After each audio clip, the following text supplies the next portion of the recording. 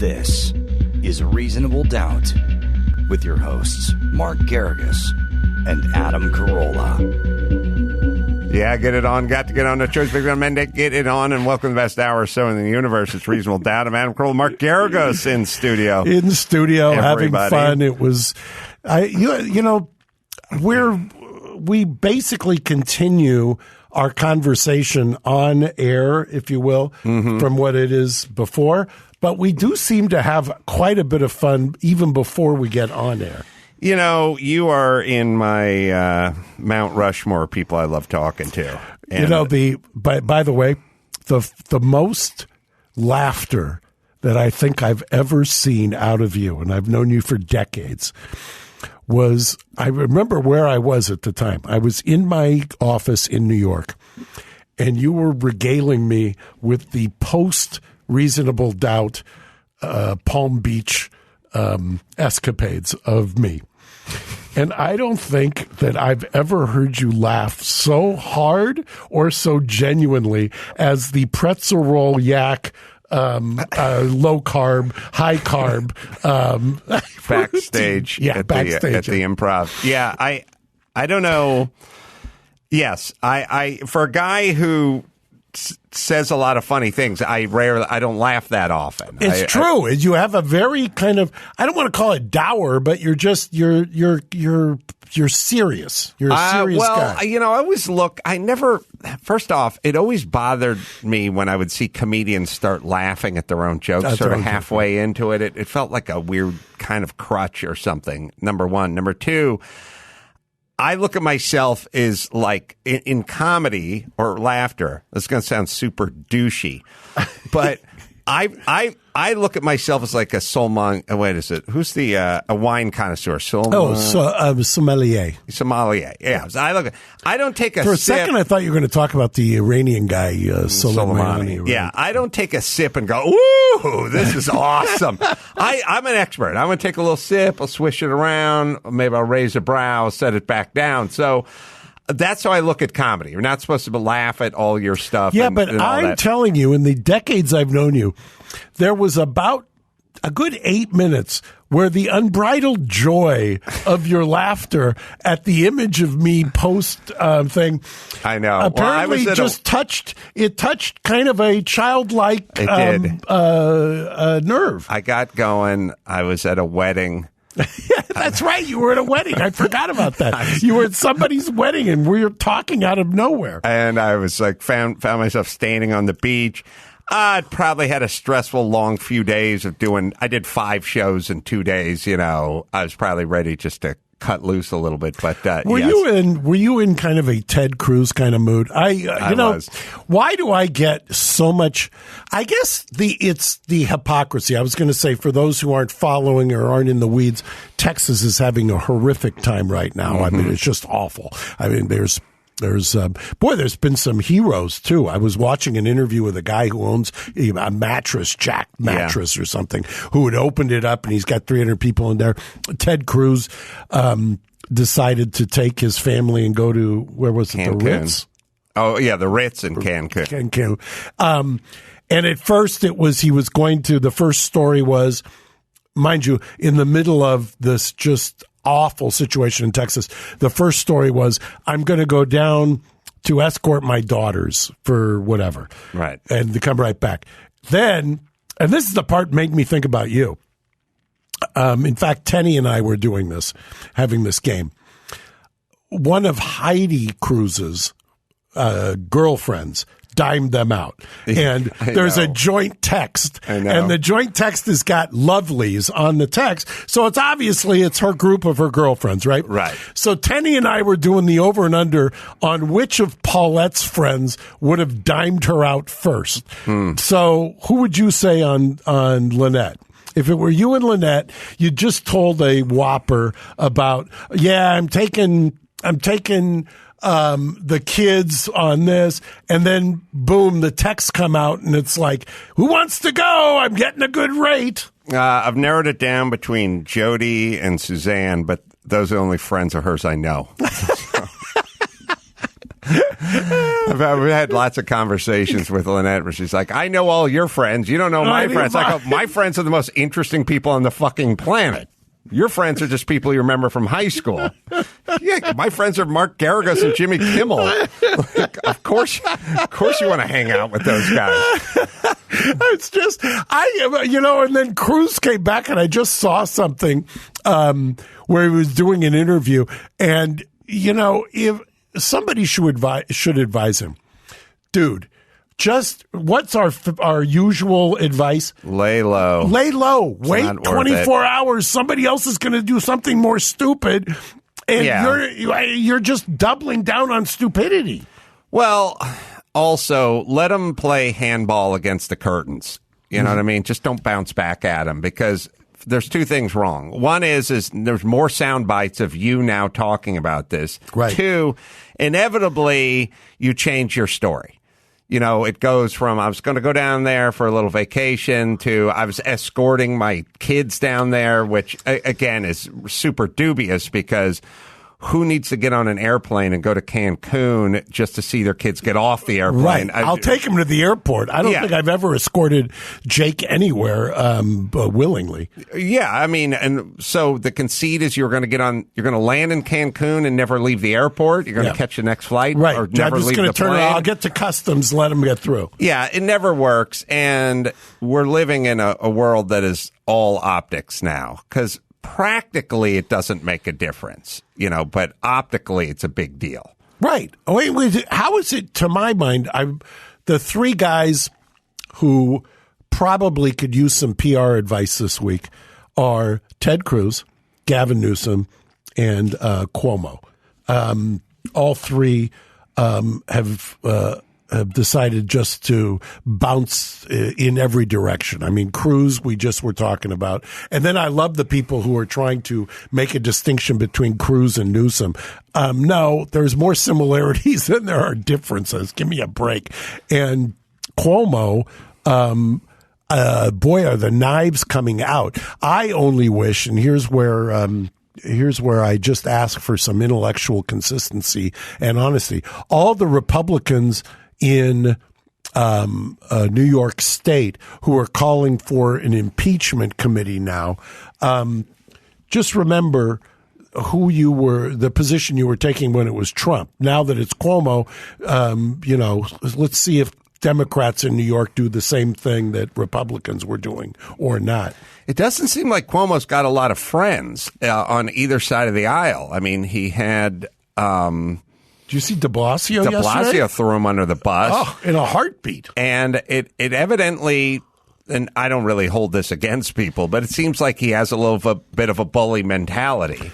I don't mind that at all. In fact, I kind of embrace, I like his, I don't suffer fools. He's like his father. He reminds me, same mentality my old man had, that kind of curmudgeonly, if you're too happy, it's usually because you've got a stifled intellect. No, I don't mind that. I mean, Trump was that way. Cuomo's that way. Like, I like a politician's got a little sort of huevos, and here's how, one of the best at that in a slightly different tone is DeSantis in Florida. Somebody comes after him and he yells back at them. By the way, if politicians were like football players, I would trade, and I was the GM of California, I would send Newsom for Cuomo and give him a first-round draft choice. I'd take Cuomo in California over Newsom in a heartbeat. Well, Newsom is just a, Ryan Leaf. He's just a guy who never put up any numbers, has an attitude issue. He's just a bust. He's big, he's good-looking, he's got a strong arm. It looked like a lot of potential there. No potential. So yeah, he's kind of there's almost a Goff quality to him. He's got a little Goff. That's super insulting to Goff, though. Yeah. He's more Leaf than Goff. And who would you put Cuomo? I'd put Cuomo. Cuomo's got kind of a Brett Favre thing going on. I mean, he can take you. He can take you a certain place. He also didn't Brett Favre get in trouble? Sorry, Favre. Favre. Yeah. Yeah. Didn't he get in trouble for doing something at one point? He Didn't he have a misstep? Everybody's Favre. always. I think he's had a couple maybe things. there's a little dalliance, or maybe it's a Ben in Pittsburgh. Well, Big Ben. Big Ben. He's had his. He got a little sketchy in a bathroom with a co-ed. Favre sent some pictures of a part of your body you probably don't send, and then more recently, Favre got sort of tricked into saying some Nazi stuff on the site Cameo. Oh, really? Really? I didn't know about it. God, yeah, Gary, it was now we're talking. Gary is giving some good contributions. Yeah. It was extremely coded, but on Cameo you can tell someone like, "Hey, send a birthday message to my friend John, and tell him and then you can say inside jokes or whatever." Well, somebody used some coded weird wording that turned out was not kosher, and he had to apologize. do you look at Newsom as more Ryan Leaf? Clearly, you don't think, or Carson Wentz. I would not put Newsom in the category of anyone who's been in the league and put up any numbers at all. I don't feel like he's put up any numbers at all. I have him in the bus. But doesn't he remind you of those quarterbacks that just hang around for a long time in the league? Yeah, maybe. Yeah, he does have a little that kind of journeyman vibe to him. But those guys still have to come off the bench and win a game every once in a while. Well, clearly, if he was a QB, you would have benched this guy, right? Oh, yeah. I would have benched him if he was the long snapper. He's now in a weird position, which is the legislators basically said we're not opening up schools for a long time because they're in with the teachers unions. Newsom realizes that he's in the middle of a recall and that optically everyone wants schools to reopen. Right. I mean, it's now every day that goes by is more parents get pissed off and more states around the country open or reopen their school, and even the Biden administration they're kind of waffling on it, but the CDC and Fauci, you're starting to lose everybody. Well, we talked endlessly, and I always said the reason I talked endlessly about outdoor dining is because I thought that was a tipping point. Schools now are becoming a tipping point, clearly. And when I say tipping point, it's one of the things that unites both sides, because you cannot just have – I saw something Drew tweeted earlier today just about the damage we've done to basically a generation of kids. And there's absolutely no science behind it. It was just pure panic porn. And finally – we're coming in on, 4 weeks from the 1 year anniversary. And now all of a sudden, these legislators, like New York, the legislature there is going to claw back their emergency powers that they delegated. Mm-hmm. Now they're talking about it in California. It's like, where was the legislative branch? Okay, we had this 1 year crazy experiment in certain states of the legislature just deciding to go into hibernation. I heard a study today that said this thing has dropped off so hard in like the last several weeks that they're starting to think there's herd immunity. Like they cannot figure out or calculate why it's dropped off so fast and why it spiked so hard, and they're trying to compare it to, Well, Gary, find that chart. There's a chart that's got California, New York, Florida, and it puts the dates of various closures. If you read the articles on this, and I listened to Biden's new COVID czar, who's a very thoughtful doctor, and they asked, and of course, I watched him, I think, on MSNBC, and I hate to say it, but nobody was doing a cross-examination. I mean, let alone, can we not have some softballs? Just ask a simple question. Okay, everybody told us Christmas and New Year's was going to spike again. We were going to have a surge on surge, right? What happened? January 11th, it fell off a table. Yes. Right? Which, by the way, less than 2 weeks from New Year's. Yeah, look, the answer is no answers. Nobody knows what this thing is, how it works. No one has been able to get their hands on it or around it. And so Florida, I think Florida's take was nobody knows anything about this, so we're going to stay open. California's take was nobody knows anything about this, so we're going to shut everything down. My feeling is, well, as long as no one knows anything, why don't we stay open? And it turns out us in Florida really been the same. Florida's, well, we're not the same. Florida's been open the whole time.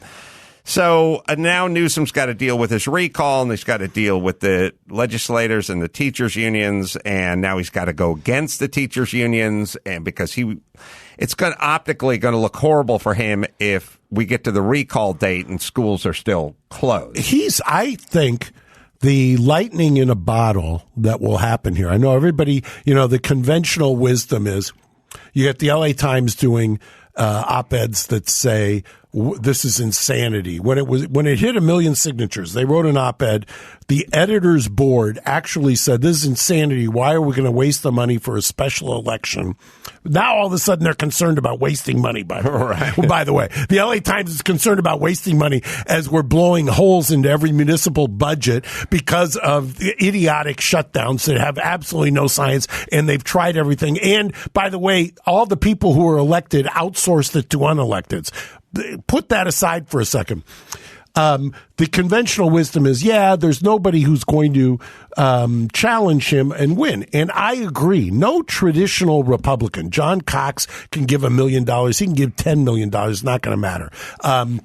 Faulkner from San Diego, it's not going to matter. You know who could? I've got somebody, a very close friend of ours, who I think if there's 2 questions on the ballot, should we recall Gavin Newsom? I think you're going to get over 50% who say yes. Mm-hmm. Then the next question is, in a plurality, who should it be? There'll probably be 100 names on that ballot. Mm-hmm. I think Dr. Drew should run. I do too. Because I'll tell you something. Number one, what are the 2 biggest problems in California? COVID issues related to shutdowns and not understanding what you're doing. And he would not outsource his brain to, can you imagine Drew outsourcing his brain to Dr. Farrar or Gali or somebody else? No. Never in a million years. Number 2, homelessness. Drew understands homelessness better than anybody I know and understands that it's at its root not a housing issue. And Drew, by the way, is sensible. He's got a little bit of that celebrity kind of image, cachet. I think he's the perfect candidate for governor. Well, I would be his traffic czar. Because I have so many goddamn thoughts about traffic that drive me insane. You know what I would do? I'd be his appointment secretary so that I could determine which judges and which people get appointed to stuff. And I would also ask him, just give me one other thing where I could just slash and burn certain agencies in the state of California that have absolutely no right to be around. I was watching Trump's lawyers being interviewed last week, and that's all right. I told Gary to look for it, but it's having trouble, but I'll just paraphrase. And they talked to, I was thinking of you, because they talked to the first lawyer, the one that got lambasted for, weak sauce at the top thing. And he said, and I wanted to run this by you. So he said that was an audible. So they weren't planning on doing what he was doing. They were planning on presenting something else, but at the last moment, they had to go and call an audible. So he wasn't prepared. But he kept saying he had to cool the room. So he went in. They thought, let's cool the room. Everyone thought he did a horrible job because I think that not you, but others wanted him to be aggressive and on the offense and whatever. But he kept saying I had to cool the room. And then we could get into our case. Said, if you watched it, there was a very emotional, I thought very well done video montage or clip that the House managers presented. Anybody who looked at that, you would get emotional. I don't care what side, as long as you weren't anesthetized. But after that, I watched him. I did not think that he was as bad or horrific as it was portrayed. I thought, as I told you, he was doing extemporaneously. I thought he talked, which is a skill set, extemporaneously, and he did precisely that. And then fast forward to the guy that I wanted to talk to, which was Vanderveer from Philadelphia, who has been excoriated everywhere. In fact, he had to resign from the Philadelphia trial lawyers. And for all the people who are excoriating him, you do have a duty to zealously defend your client. Now, you can argue whether or not you have to represent your client. I get that. Your choice of representing a client, and I've represented some of the most hated people in history. But the fact is, once you sign on for a client, this idea that somehow you're going to fact check rhetoric is just mind-boggling to me. I mean, what are you talking about? You're trying to be persuasive. You're an advocate. Your job is not there to surgically or in laser-like focus dissect as you would hope a judge would. And by the way, this is not a courtroom. They held the trial at the crime scene, and it was the crime scene, right, with the victims as judges or jurors, and the victims as also communicating with the defense as the House managers were communicating with the prosecution, which, the Democrats. So stop trying. And by the way, one of the things I thought the House managers did well was this 404B style evidence was to use Michigan. Well, I'm making analogies, but this is not a courtroom. This is not what you would see in a courtroom. Everybody would have been recused if this was a real courtroom. You would not be able to have jurors who are consulting with the defense lawyer. You wouldn't be able to have the prosecution consulting with jurors. You wouldn't be able to have, you wouldn't do it at a crime scene. In fact, you get a jury instruction in a real trial which would say you're not to visit the scene of the crime, and you're to avoid that area. What are your yeah, I know. Well, we've talked about it as it pertains to you, but now as it kind of pertains to Trump. This thing of we don't want people to represent people we don't like, and if they do represent those people, we're going to desecrate their home or harangue them or yell at them when they go out to eat with their family. This is very slippery slope. This is a very slippery slope, people. Be careful what you ask for. So in your world, somebody's going to be the overseer of who's worthy of having legal representation, competent legal representation, and we're going to base it on their personality or traits. I haven't studied every oath in every state, but I will tell you the California oath is that you're to zealously defend your client at the risk of harm to yourself. That's your oath. Well, so don't talk to me about duty of candor to the court. Yes, you have a duty of candor to the court, but at the same time, I'm not here to tell my client, or they shouldn't be there to tell their client. And by the way, you're going to see this because it's only a matter of time. There was an article today that I think his name, Gary, is Mark Pomerantz, who's a white-collar defense lawyer in New York, and I saw it in my feed today, took a leave of absence from his law firm to join the Manhattan DA's office.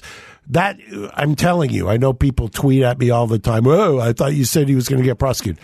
No guy has taken a leave of absence from his white-collar law firm to go to a state or a county DA's office. Trump is going to, or the Trump organization is going to get criminally indicted. It's going to happen. Every earmark, everything I've ever sensed in my career, you're going to see happen. And that is a telltale sign. Gary, did I get his name right? You got his name right. And the article, one of the articles that comes up when you search for it notes that he's an ex-John Gotti Jr. prosecutor, and he has already interviewed Michael Cohen. Yeah. And so I'm telling you, the handwriting's on the wall. And so I know what's going to happen. Let me give a prediction. Trump's going to hire a lawyer. All of a sudden, that lawyer's going to be vilified. How can you do this? How can you defend somebody? Hello, that's our system. I thought everybody who wants to talk about the Constitution should remember that's our system. Well, it's funny. They would say, they go, well, of course, everyone's entitled to representation. And then it's like, but don't be zealous about it. Right, exactly. But not that good. Not that good of a defense. All right, we'll take a quick break. When we come back, I've got a lot of questions about the George Floyd trial, which is coming up. The cops, I don't know what the dates are for that. I've heard little bits and pieces. I didn't notice. It got swallowed up. Maybe Gary can take a look whether or not the continuance got granted. No. I believe that they're preparing to do the trial in the next few weeks. I'll try to find you guys an exact date when we get back. All right, we'll do that right after this. All right, back with Reasonable Doubt. So the best Floyd hour in the universe, by the way. the George Floyd thing. Yeah. I don't know what they're going for. They're going for murder. They're going for murder. Minnesota's got a different statutory scheme than most states in terms of degrees.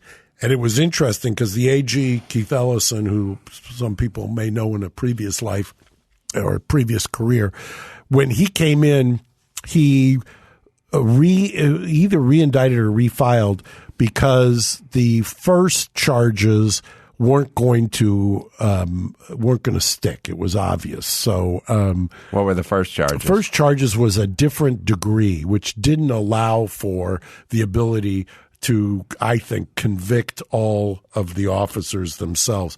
But I think March 8th. Yeah, is it March 8th? Says. Yeah, so it's coming up. But I thought that. Oh, maybe this is the thing. Gary, I thought the last thing I read is that the defense was not agreeing, or at least one of the defendants was not agreeing to the continuance. The prosecution wanted the continuance. I don't know how they're going to get the other cops. Maybe, certainly the officer with the knee on the neck. I don't know what they're going to do with the other cops. I'm just fascinated. I think they're going to have a hard time with them. Yeah, the cop with especially since like two of them were rookies. First week on the job. Was that two of them? Two of them. Yeah. The Derek, who is the lead defendant, Chauvin. I am very, very curious, and I'm not in the weeds. It may be out there, and I missed it, but I'm very curious as to whether the prosecution is going to argue that he had animus based on the fact that he and Floyd worked at the same place and had a history. I'm very curious about that. Mark, I recall seeing the story you saw about the defense not agreeing, but I'm seeing multiple articles here that say that jury selection starts March 8th and the trial, the opening arguments are scheduled no earlier than March 29th. Well, that would make sense because there still is apparently in Minnesota, unlike in California, a Speedy Trial Act. Because here in California, there is no. We've had the writ of habeas corpus has basically been suspended. Nobody seems to care that hasn't happened since the Civil War. But in California, it's like who cares?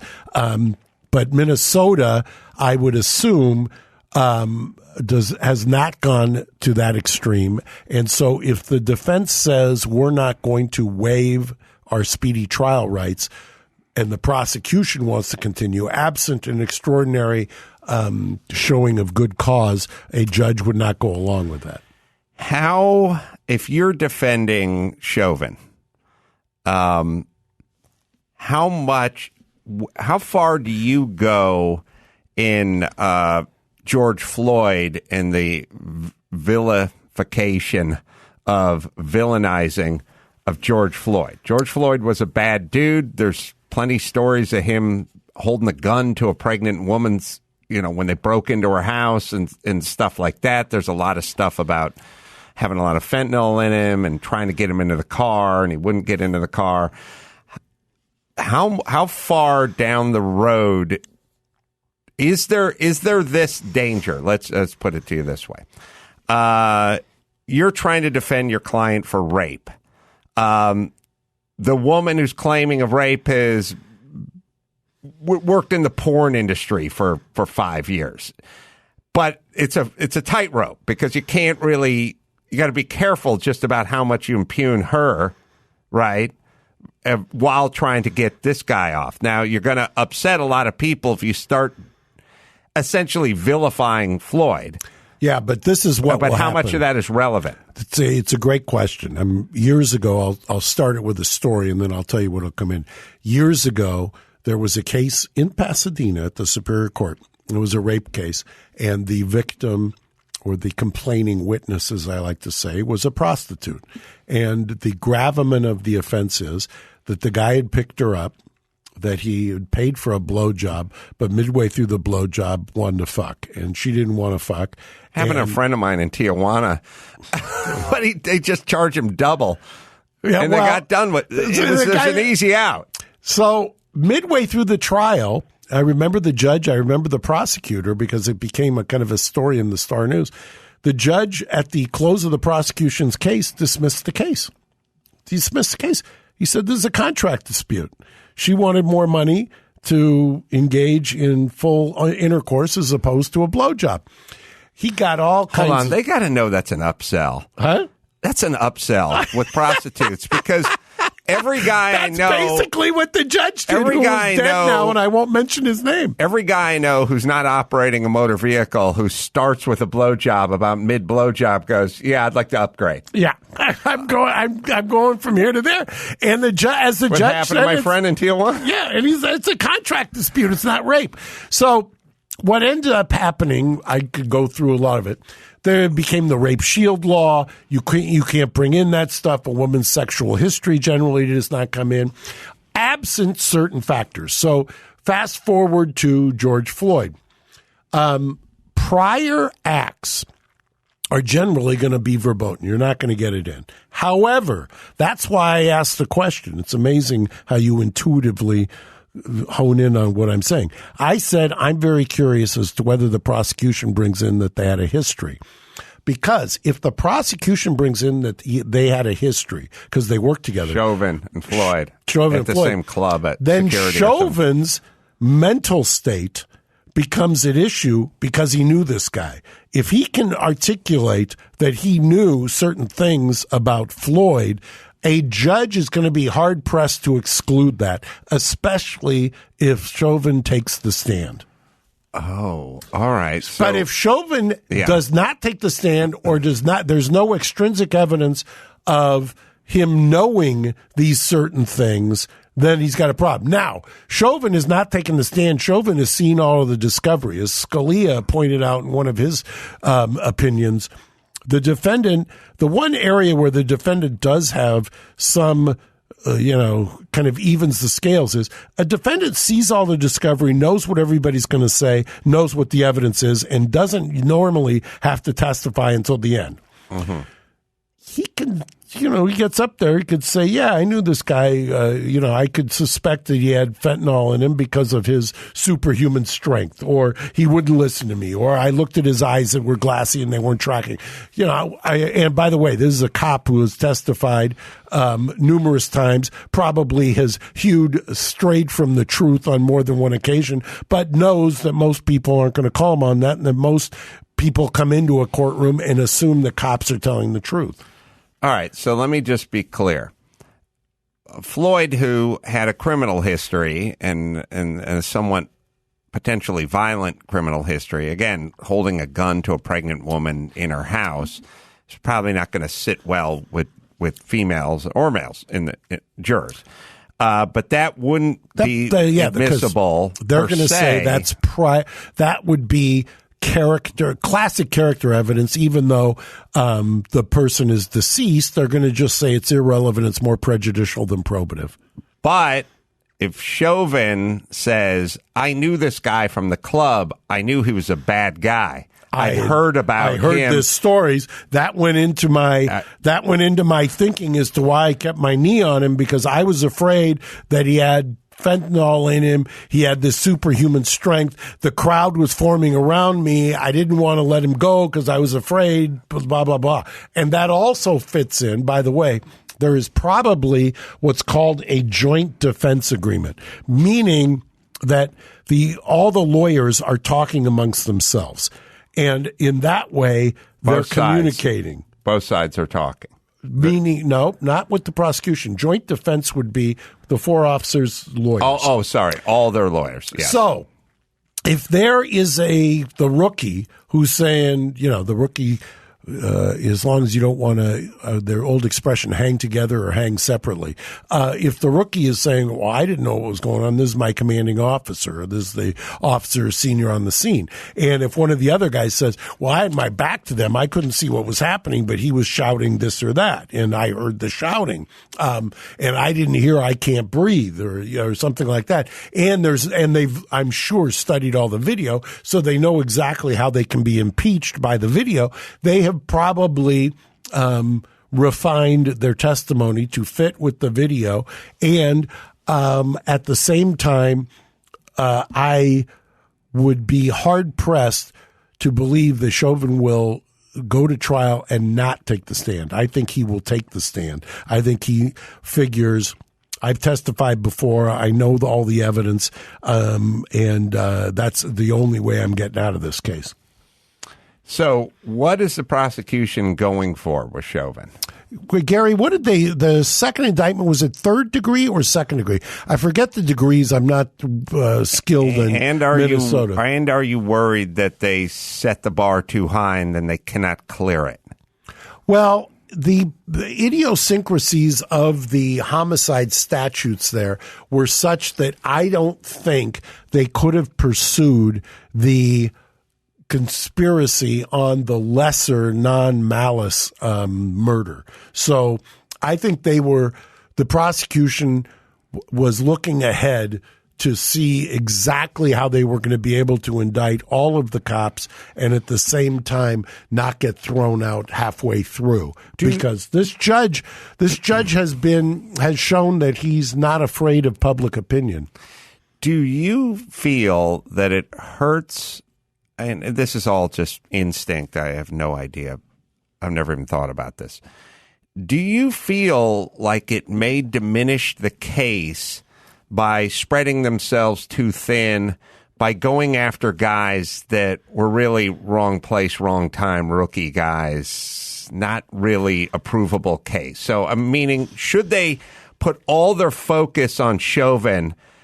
That's the guy we got the video of with the knee on the neck. Everyone else looks confused, and it's their third day, and you're going to spend a bunch of calories, and then you're also going to kind of suggest, tell me if this makes a difference. When you're going after the confused Asian guy who's there for his third day, and really, you could say he should have done something, but you're going to have a hard time convicting that guy. Does it appear to the jurors that you're just going out with too broad a stroke? Like, hey, if you're going after the guy who didn't do anything, maybe the guy who did do something didn't do anything. Well, does it dilute your point a little bit? It does, but at the same time, they're probably, from the prosecution standpoint, they're probably figuring, look, if we cast a wide enough net, we may be able to get a compromise verdict where they can acquit, because that happened with Rodney King. They acquitted 2, they convicted 2. And that happened after a public outcry, because remember, all 4 were acquitted at first in Sylmar in the state court, and then the feds came in. Simi Valley? Yeah. Or Sylmar? Oh, Simi Valley, yeah. Right. And then they took it to L.A. or something? Then they took it to L.A. Central District. One of my favorite stories was the 2 of the lawyers were sitting at the defense table during the federal trial. And one lawyer, they took a break, and one lawyer said something about having to use the restroom. And the other lawyer, who will remain nameless, said, wow, you could be a federal judge. You've got a strong bladder and a weak mind. And apparently the microphone was on, and the judge heard it in his chambers and came barreling out, which has always been one of my favorite stories. Finished taking a piss, and then so what are they going after these Gary, guys what'd for? you find? So to answer Mark's question from a few minutes ago, he was originally charged with third-degree murder and second-degree manslaughter.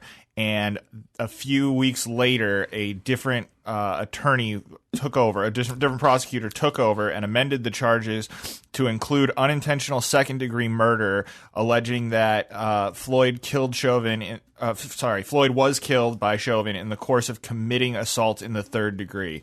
And we have another story here that is much more recent, where it appears that there was an attempt to reinstate the second-degree murder charges, third-degree murder charges, rather, that were originally changed, and that was denied by the judge. And the second degree, how did they characterize it? Because that sounds like what would be in California an implied malice second-degree murder. It says here that the charges were amended to include unintentional second-degree murder under the felony murder doctrine, alleging that Chauvin killed Floyd in the course of committing assault in the third degree. So that's interesting, because one of the things that you've seen in California, where we arguably are the most progressive in some of our criminal justice reform, is we have in recent years whittled away both statutorily and through the case law at the felony murder. If you did not intentionally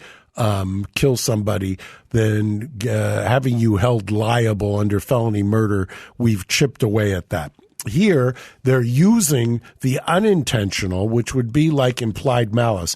In California, the comparable situation would be an involuntary manslaughter or a second-degree implied malice murder.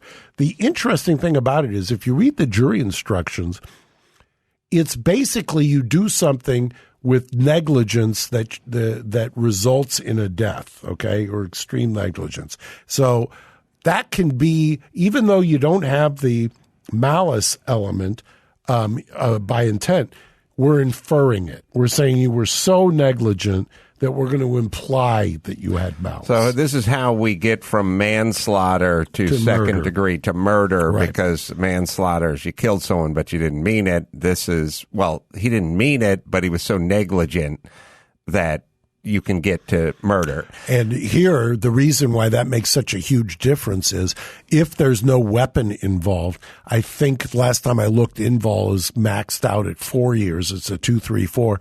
Second degree murder is 15 to life. Involuntary manslaughter. It says here, regarding the amended charges, that Minnesota sentencing guidelines recommend 12 and a half years imprisonment for conviction. I think they're going to have a hard time prosecuting this, and I'll tell you why. There's a lot of footage of George Floyd saying, "I can't breathe," long before the knee was on the neck. He was saying he couldn't breathe getting in and out of the police car. I think he was in the police car. He was in the cruiser for a minute. He needed to get out.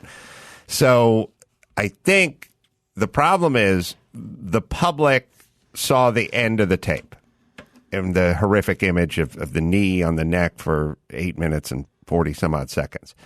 But they haven't really seen the beginning part of the tape. In the beginning part of the tape, they were treating him decently. They were trying to get him into the car, and he was saying, "I can't breathe." And I don't think it's ever good for the prosecution to have the person saying whatever it is you're accusing this guy of killing him of 10 minutes later, saying it before that. You know, it's almost like saying, you murdered this guy because you stabbed him, but now there's footage of him with a knife in him from 10 minutes earlier, kind of thing. It's not completely analogous, but it is a hurdle, I think, for the prosecution to get over, because he announced many times he couldn't breathe while he was standing. This is what you've got, which is fascinating to me in terms of just doing an legal analytics. Normally, it's next to impossible to convict a cop of murder in a courtroom in America. I mean, I've sat there in courtrooms and watched. It's just jurors can't get their heads around it. Then you've got the countervailing here in that this has morphed into a kind of a siren song for criminal justice reform, and sparked an outroar and uproar. And so, as with all cases, this is going to come down to jury selection. I will be able to, we will do it. I'll prognosticate based on the jury selection and what they say as to what's going to happen in this case. I'm going to tease this, but how many points can we count on? I don't mean points, percentage points. That jury has to know that if they acquit, their city's going to burn.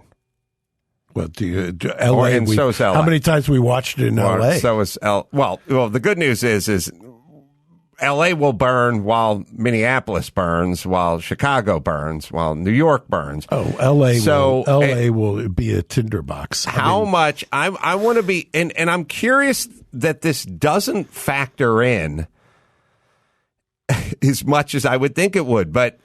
And obviously, the attorneys aren't allowed to say anything. But what I'm saying is if I'm sitting with that group, I'm going, look, maybe the prosecution didn't put up an ironclad case. We come up with a verdict to acquit. The school your kid goes to is going to burn down. What do you own? You own a market? That's going. You own a liquor store? You own a car wash? It's going. It's all going. Why don't we just put this guy in for 7 years and we can all get out of here? I'm going to tease it because I do a spot, but that has to factor. It would just have to factor in. The question is, how much does it factor in? First, I'll tell you about Chamonix. That's right. Genucel. There you go. Puffiness and bags under the eyes are the hardest things to get rid of until now. Genucel. Plant stem cell therapy from Chamonix specifically targets eye puffiness and bags as well. Incredibly powerful natural serum guaranteed to show results in as little as 12 hours. So put it on and go to bed and see some results before you wake up. Lynette loves this stuff. She swears by it. 8 extra ingredients to reduce appearance of bags and puffiness. Plus, Genucel uses patented plant stem cell technology to improve longevity and long-term results. Try Genucel risk-free. Just go to Genucel.com/Adam. Enter the special promo code Adam40 at checkout. Right, Gary? That's absolutely right. Say goodbye to puffiness and bags today. From now until Mother's Day, get the legendary Genucel XV face cream absolutely free. Chamonix, the best skincare, best results, or your money back. That's Genucel.com/Adam. GENUCEL.com/Adam. So last thought, Mark, how much, what, if you were to give it a percentage, if you thought you could put a couple of points on it, like, I don't know, it's like you say, I'm betting a football game, seems to be a pick'em type game, but the Packers are at home. So I give them 2 points for being at home. This is the problem. It all depends on whether the jury is sequestered or not. The best shot to get a fair trial in a high-profile, highly charged case, and when I say a fair shot, to get something resembling as presumption is you have to sequester the jury, not just during deliberations, during the entire case. They have to get out of the community when they've got such an electrifying atmosphere. If they're not sequestered, I always will go for the conviction because I just think people are influenced by what the community fervor is. The community fervor, when it's a case involving people who are infamous, and clearly the officers are infamous, they're not famous. This isn't somebody who's got a celebrity, who's got a following or constituency. These are cops who are infamous. Absent sequestering this jury, I don't see how Chauvin ever gets acquitted. Will they be sequestered? I don't think so. I don't think this judge is going to do it. He's not going to do it, and also, so we will know their names? They will keep the jury questionnaires generally under seal until afterwards, but the intrepid reporters will figure it out in the interim. I mean, I can't tell you, every high-profile case I've ever tried, the reporters knew more about the jurors than I did, and I knew their names and was doing the background checks. I got to say, if I'm a defense attorney for Chauvin, I'm like, we have to be sequestered, and no one can ever know these people, because these people, if they do vote to acquit, they're going to have to move. I mean, you couldn't expect someone who lives in that community to vote to acquit and not expect their life to be completely disrupted, and possibly more. It's interesting that they did not agree with the prosecution's request to continue it, because kind of like what we talk about, or we started off today with Ted Cruz, just shut up and keep your head down for a day or two until something else comes along. The one thing that generally helps in these high-profile cases is time. Yes. And why would you want to rush into this right now? The only reason you might want to do it during COVID. You might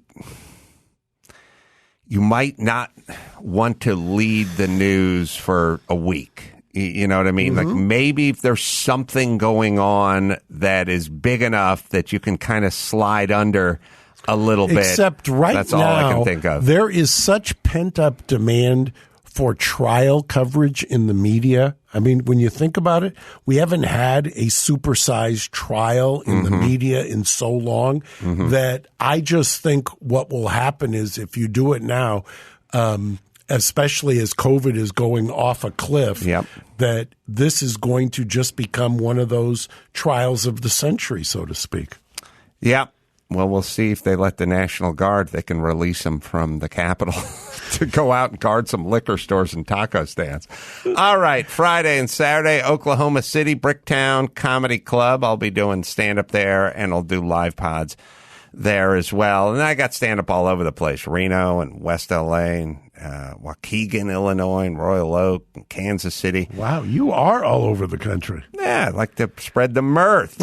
And you can check out the stand-up for free at youtube.com/Adam Carolla. What do you got, Mark? I got Prova. We're open again, both in Times Square and at Grand Central Terminal. Engine Company 28, outside, outdoors, dining, and 10E, Mediterranean tapas. And come by the V. We've opened Gigi's for brunch. Psst, don't tell anybody because we haven't had our grand opening yet, but come by and try the brunch on weekends. So, till next time, Adam Carolla for Mark Garriga saying mahala. Thanks for listening to Reasonable Doubt. Tune in next Saturday for an all-new episode.